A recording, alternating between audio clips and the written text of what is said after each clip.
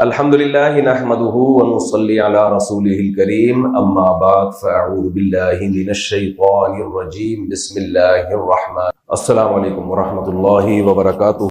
یہ نہیں دیکھ رہے کہ اتنے ڈرونز کو گرا دیا ہے، ناکام بنا دیا ہوا میں، جن ڈرونز کو ہٹ کر کے گرایا ہے نا اس پہ بھی یہ تبصرہ یہاں تک آنے کیوں دیا؟ تو اللہ نے جب یہ فرمایا نا کہ ہم تمہیں آزمائیں گے ہر طرح سے، اور آخر میں فرمایا وَبَشِّرِ الصَّابِرِينَ، جب ہم تمہیں آزمائیں گے تو صبر کرنے والوں کو آپ خوشخبری سنا دیں۔ جیسے کہ آج ہو گئے ہیں، جب میں کمنٹس دیکھتا ہوں نا، ایک میزائل آ کے گرا تو کمنٹس آپ دیکھیں، وہاں سے یہاں تک میزائل چل کے آ کیسے گیا، گر کیسے گیا، ہمارا میزائل سسٹم کہاں گیا۔ آزمائشوں کے موقع پہ قوم کو متحد ہونا پڑتا ہے، اپریشیٹ کرنا پڑتا ہے اپنی عسکری قوتوں کو۔ مجھے بہت افسوس ہوتا ہے جب ہم اپنے ہی ملک کے خلاف بہت زیادہ بولتے ہیں۔ میں پہلے اس بیان کو تھوڑا سا مکمل کروں پھر اس پہ بات کروں۔ تو اللہ نے جب یہ فرمایا نا کہ ہم تمہیں آزمائیں گے ہر طرح سے، اور آخر میں فرمایا وَبَشِّرِ الصَّابِرِينَ، جب ہم تمہیں آزمائیں گے تو صبر کرنے والوں کو آپ خوشخبری سن۔ یعنی آزمانے کا مقصد کیا ہوگا؟ بھائی اس کی آواز تھوڑی تیز کریں۔ آزمانے کا مقصد کیا ہوگا؟ اللہ یہ دیکھنا چاہیں گے کہ کون صبر کرتا ہے اور کون شکر کرتا ہے۔ ابھی آزمائشیں دو طرح کی ہوتی ہیں، ایک آپ کی ذاتی زندگی میں آزمائشیں آتی ہیں، کوئی کاروبار کا نقصان ہو گیا، اللہ نہ کرے کسی کا بچہ فوت ہو جائے، اللہ نہ کرے کسی کا کوئی گھریلو جھگڑا ہو، بیماری آ جائے، کینسر آ گیا، کوئی بھی بیماری، کچھ بھی ہو گیا۔ ایک آزمائش یہ ہوتی ہے، ایک آزمائش ہوتی ہے اجتماعی، قوم پہ ایک آزمائش آئی ہوئی ہے، کنٹری پہ آزمائش آئی ہوئی ہے۔ تو اللہ کہتے ہیں ہم تمہیں آزمائیں گے، تو اس آزمائش میں اے نبی آپ خوشخبری سنا دیں صبر کرنے والوں کو، خوشخبری سنا دیں صبر کرنے والوں۔ صبر کسے کہتے ہیں اس کو سمجھنے کی ضرورت ہے۔ ہم میں ہر شخص سمجھتا ہے کہ میں اس مصیبت میں صبر کر رہا ہوں، نہ یہ میرے اور آپ کے کہنے سے ہم صابر نہیں کہلائیں گے۔ اللہ کہے گا کہ تم صبر کر رہے ہو تو یہ پھر مانا جائے گا کہ ہم کیا ہیں؟ صبر کر رہے ہیں۔ پہلی بات، جب کوئی غم آئے چاہے اجتماعی ہو انفرادی ہو، جزا فضا نہیں کرنا، ہا ہو ہی ہے چیخنا چلانا اور اپنی اوقات سے اپنے آپے سے باہر ہو جانا، جیسے کہ آج ہو گئے ہیں۔ جب میں کمنٹس دیکھتا ہوں نا، ایک میزائل آ کے گرا تو کمنٹس آپ دیکھیں، وہاں سے یہاں تک میزائل چل کے آ کیسے گیا، گر کیسے گیا، ہمارا میزائل سسٹم کہاں گیا۔ یہ رونا وہ دیہاتوں میں جو عورتیں نہیں ہوتی جو جنازے دیکھ کے پیٹ رہی ہوتی ہیں، یہ وہ اسٹائل ہے۔ جنگ ہو رہی ہے بھائی، اگر بٹن دبتے ہی میزائل پھٹنا شروع ہو جائیں تو جنگ کس بات کی؟ آزمائشوں کے موقع پہ قوم کو متحد ہونا پڑتا ہے، اپریشیٹ کرنا پڑتا ہے اپنی عسکری قوتوں کو۔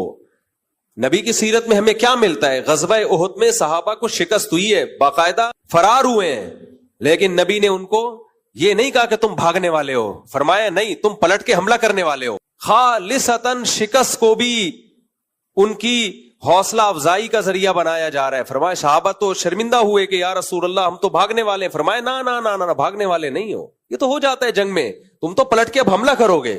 کیسا حوصلہ ملا صحابہ کو، دوبارہ پلٹ کے حملہ کیا انہوں نے۔ اور ہم جنگ جیت رہے ہیں، اس کے بعد بھی نیگیٹو لوگ کیا کر رہے ہیں؟ ایسا تاثر دے رہے ہیں کہ ہم ہار رہے ہیں۔ یہ بہت دماغ میں بھوسا بھر گیا ہے، بہت زیادہ۔ اتنا کسی قوم کھوپڑی خراب نہیں ہوتی جتنی ہماری کھوپڑی خراب ہو گئی۔ جنگوں میں میزائل بھی آتے ہیں، گرتے بھی ہیں، ڈرون حملے بھی ہوتے ہیں۔ یہ نہیں دیکھ رہے کہ اتنے ڈرونز کو گرا دیا ہے، ناکام بنا دیا ہوا میں، جن ڈرونز کو ہٹ کر کے گرایا ہے نا اس پہ بھی یہ تبصرہ یہاں تک آنے کیوں دیا؟ نہیں، یہی بات میرا خیال یہاں تک۔ اب جو فوجی ترجمان ہیں ان کے مسلسل وضاحتی بیانات، ایکچولی ہم نے آنے اس لیے دیا کہ اتنی ہائٹ پر تباہ کرنے کے لیے زیادہ بڑے میزائل چاہیے تھے، تو ہم چاہ رہے تھے نیچے آئیں۔ اب وہ لڑے گی فوج یا وضاحتی بیانات دیتی رہے گی؟ وہ قوم کو ایک ایک پٹاخہ پھاڑنے پر بھی بتائے گی یہ بم ہم نے اس لیے پھوڑا تھا کہ ایکچولی یہ وجہ تھی، اور یہ میزائل اس لیے آنے دیا تھا یہاں تک، ایکچولی یہ وجہ تھی، جنگ گئی تیل لینے۔ کبھی کبھار ایسی اتنی ڈپریشن ہوتی ہے، میرا کوئی ذاتی مفاد نہیں ہے۔ ایک تو پازیٹو بات کرو، لوگ درباری ملا، سرکاری ملا، فوج سے پیٹ، یہ بکواس شروع کر دیتے ہیں۔ خدا کی قسم لا الہ الا اللہ، مسجد کے ممبر میں بیٹھا ہوں، 5 روپے تو دور کی بات، 5 آنے بھی ابھی تک کسی فوجی کی طرف سے ہم کو نہ ملے، نہ ملنے کی کوئی امید ہے۔ ہمارا تو مدرسہ جامعۃ الرشید وہ بیچارہ اس کی تنخواہیں رکی ہوئی ہیں، ابھی رمضان میں چندہ کر کے ہم نے ان کو تنخواہیں پوری کی ہیں۔ نہ فوجیوں سے جامعۃ الرشید کوئی مراعات لے رہا ہے، نہ ہم لے رہے ہیں۔ ہم ملک بچانے کی فکر میں لگے ہوئے ہیں۔ ملک گیا تو میری اور آپ کی واٹ لگے گی، لاشیں، یہاں 24 کروڑ عوام ہے، 24 करोड़ अवाम है, कौवे खाएंगे इनकी लाशों को। इतना कत्ल होगा कि तुम शाम को और सूरिया को और शाम को और इराक को भूल जाओगे तुम। मनफी बातें, मनफी बातें, मनफी बातें। ये वबश्शिर साबिरीन, ये सबर करने वालों की फहरिस्त में ऐसे लोग दाखिल बोलो नहीं है। जहाज गिरा दिए, कुछ छोटी बात है? पहले ही दिन तैयारे गिरा दिए। जवाब क्या दिया जा रहा है? वो हमारी आवाम को हिट कर रहे हैं और ये उनके जहाजों को हिट कर रहे हैं। भाई उनकी नजर में जहाज को हिट करने से उनको ज्यादा बौखलाहट हो रही है। जहाज जो गिरे उसमें पायलट भी गिरे हैं, उनके जनाजे। उनका एक पायलट मारना, दर्जनों आवाम को आप मार दो, फौज कहती है हमारा एक पायलट क्यों मार दिया आपने? लेकिन आप मनफी मनफी मनफी मनफी। मैं तो कल साथियों से कह रहा था यार ये कौम इस काबिल नहीं है कि ये फतह और नुसरत हासिल करे, ये जिल्लत अब हमारा मुकद्दर। बातों से ऐसा लगता है मुकद्दर। मैं फिर डिप्रेशन में जाता हूं, नींद मेरी उड़ती है। फिर मैंने सोचा मोबाइल जो है ना मगरिब के बाद देखो ही नहीं, बंद करके रख। आज ऐसा ही हुआ, मैंने मगरिब के बाद से मोबाइल देखा नहीं। तो सुबह मैंने उठ के पूछा हाँ भाई क्या रिपोर्ट है? रात को देखो ही। जंग से में इतनी डिप्रेशन नहीं होती इंसान को जितनी अपनी कौम के हालात देख के होती। भाई शिकस्त भी हो रही हो ना, शिकस्त भी, तो भी हौसला बढ़ाया जाता है। ना ना ना ना, तुम शिकस्त खुर्दा नहीं हो, आगे बढ़ो आगे बढ़ो। और यहां शिकस्त नहीं हो रही, फतह हो रही है, उसमें भी मनफियत निकाली जा रही, मनफी बातें की जा रही हैं। वो मिसाइल चल के आ कैसे गए यहां तक, और वो ड्रोन यहां तक पहुंच कैसे गया, तमाशा देख रही है फौज। फौज जो कर रही है बॉर्डर पे कर रही है। मैं फौज का नुमाइंदा नहीं हूं, ना मेरा कोई बच्चा भतीजा भांजा आर्मी में है। मुझे पाकिस्तान से मोहब्बत है मेरे भाई। मुल्क गया हम सब की वाट लग जाएगी। इतने मजे से नहीं बैठे हुए होंगे, और सबसे ज्यादा मजहबी लोगों को नुकसान होगा। अभी हजरत मुफ्ती तकी उस्मानी साहब की इतनी जबरदस्त स्टेटमेंट आई कि ये जिहाद है, उस पे नेगेटिव कमेंट्स मुफ्ती तकी साहब दरबारी सरकारी। अबे मुल्क बचाने की बात कर रहे हैं मेरे भाई, मुल्क बचाने की बात कर रहे हैं। तो और किसे जिहाद कहते हैं? लोग कहते हैं फिलिस्तीन को भूल गए, उस वक्त जिहाद का फतवा नहीं दिया। क्यों नहीं दिया फतवा भाई? उस वक्त भी जिहाद का फतवा है, अब भी जिहाद का फतवा है। उस वक्त भी था, अब भी है। तो जो कुरान कहता है ना वबश्शिर साबिरीन, सबर करने वालों को खुशखबरी दें। तो ये जो हम में से बाज लोगों का जो रिस्पॉन्स है ना कमेंट्स में, ये सबर नहीं है, ये क्या है? बेसब्री है। एक साहब जानने वाले, उन्होंने मुझे मैसेज भेजा, उधर से ड्रोन आके सिविलियन पे क्यों गिरा, फौज पे क्यों नहीं गिरा? तो मैंने उनसे कहा, मैंने कहा देखो जंग के मौके पर ना इस तरह की बातें करके ये शो करना कि हम अपनी अस्करी ताकतों के साथ नहीं है, यानी फौज पे गिराओ हम पे ना गिराओ, इससे दुश्मन खुश होगा, और ये गद्दारी में आती है ये सब चीजें।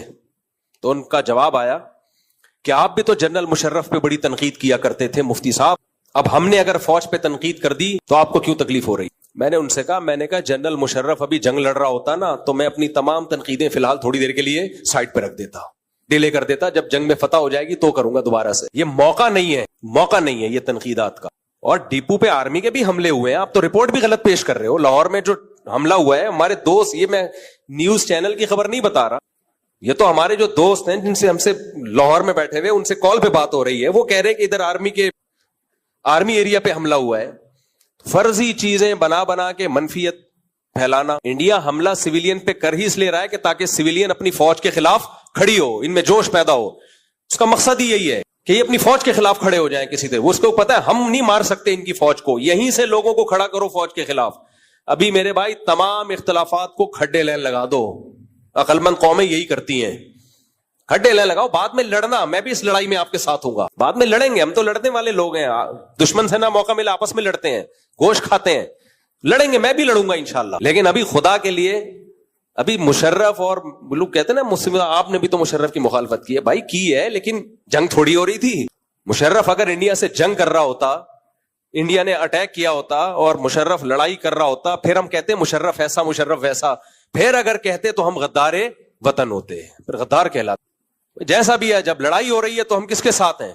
हज्जाज इब्ने यूसुफ कितना जालिम था, लेकिन जब उसने जंग की है मैदान जिहाद में, सहाबा उसकी सफ में शरीक होकर लड़े हैं दुश्मन से। भाई ये जैसा वर्दी है, अभी क्या कर रहा है? लड़ किससे रहा है? इस्लाम दुश्मनों से लड़ रहा है। तो मनफी बातें मत करो, ये क्यों हो रहा है, वो क्यों हो रहा है। आप पता किसी को कुछ भी नहीं होता। मैं जब वाघा बॉर्डर गया, वहां मैंने एक बयान दिया, उस पर भी कुछ लोग कह रहे हैं कि पेड़ हैं, लिफाफे मिल रहे हैं। अल्लाह की कसम, हमने किसी फौजी से राब्ता नहीं किया कि हम वाघा बॉर्डर जा रहे हैं, क्या ख्याल है कितने पैसे मिलेंगे।